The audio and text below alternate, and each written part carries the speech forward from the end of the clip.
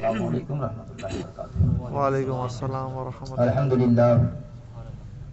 الحمدللہ نحمده ونستعینه ونستغفره ونؤمن به ونتوکل علیہ ونعوذ باللہ من شرور انفسنا ومن سیئات اعمالنا، من یهده اللہ فلا مضل له ومن یضلل فلا ہادی له، ونشهد ان لا الہ الا اللہ وحدہ لا شریک له، ونشهد ان محمدا عبده ورسوله، اما بعد صلی اللہ تعالی علیہ وسلم۔ اعوذ باللہ من الشیطان الرجیم، بسم اللہ الرحمن الرحیم۔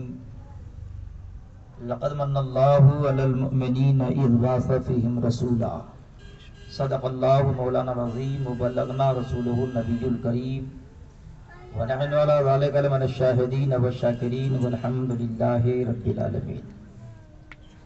برادران اسلام، شمع رسالت کے پروانوں، باد توحید کے متوالوں، شمع نبوت کے چاہنے والوں، اولیاء کرام کے ماننے والوں، میرے ملت کے نوجوانوں، اور سب سے پہلے ہم تمام مل کر عشق و محبت کے ساتھ آقا نامدار، مدینے کے تاجدار، دونوں عالم کے مالک و مختار، گنبد خضرا میں آرام فرمانے والے سرکار، لمبے لمبے ہاتھوں سے بھیک دینے والے مختار کی بارگاہ میں اپنے غلامی کا ثبوت دیتے ہوئے ہدیہ درد پاک پیش کریں۔ پڑھیں اللہم صلی اللہم صلی علی سیدنا شفیعنا حبیبنا مولانا محمد بارک وسلم، صلو علیہ الصلوۃ والسلام صلاۃ و سلام علیکہ یا سیدی یا رسول اللہ، صلی اللہ تعالی علیہ وعلی وسلم۔ آلک و اصحابک یا شفیعنا یوم الجزاء۔ حشر تک ڈالیں گے ہم پیدائش مولا کی دھوم۔ اعلیٰ حضرت سرکار ارشاد فرماتے ہیں کہ حشر تک ڈالیں گے ہم پیدائش مولا کی دھوم، مثل فارس نجد کے قلعے گراتے جائیں گے۔ سبحان اللہ۔ حشر تک ڈالیں گے ہم پیدائش مولا کی دھوم، مثل فارس نجد کے قلعے گراتے جائیں گے۔ اور آگے فرماتے ہیں خاک ہو جائیں عدو جل کر مگر ہم تو رضا، خاک ہو جائیں عدو جل کر مگر ہم تو رضا، دم میں جب تک دم ہے ذکر ان کا سناتے جائیں گے۔ سبحان اللہ۔ دم میں جب تک دم ہے ذکر ان کا سناتے جائیں گے۔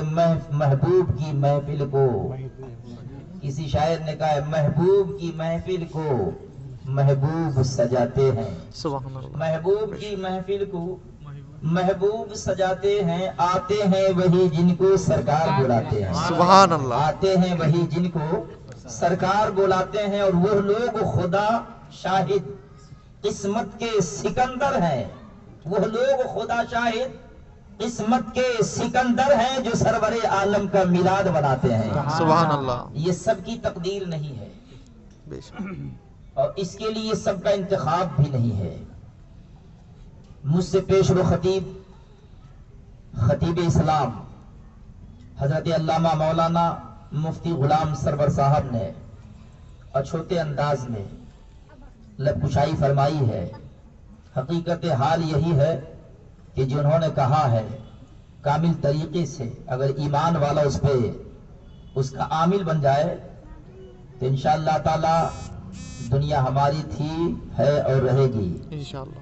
لیکن کسی شاعر نے کہا ہے کہ دل کے پھپھولے چل اٹھے سینے کے داغ سے، دل کے پھپھولے جل اٹھے سینے کے داغ سے، اس گھر کو آگ لگ گئی گھر کے چراغ سے، اس گھر کو آگ لگ گئی گھر کے چراغ سے۔ کسی گھر میں اگر چوری ہوتی ہے تو پڑوسی کا ہاتھ ہوتا ہے، ایک چیز ہمیشہ یاد رکھیں، اس کے قریبی کا ہاتھ ہوتا ہے، ورنہ جنگل میں بھی لوگ منگل مناتے ہیں، چور نہیں آتا ہے، گھر کا بھیدی لنکا ڈھائے۔ ہم جب تک ہمارا ہاتھ، ہمارے پاؤں، ہماری آنکھیں سلامت ہے، یقین جانے کہتے مومن کا اس وقت تک خسارہ نہیں ہوتا ہے، ایمان والے کا اس وقت تک خسارہ نہیں ہوتا ہے جب تک ایمان والا کوئی خطا نہ کر جائے، حتیٰ کہ پاؤں میں کانٹے بھی اس وقت تک نہیں چبھتے ہیں، ٹھوکر بھی اس وقت تک نہیں لگتی ہے جب تک ہم سے کوئی غلطی سرزد نہ ہو جائے۔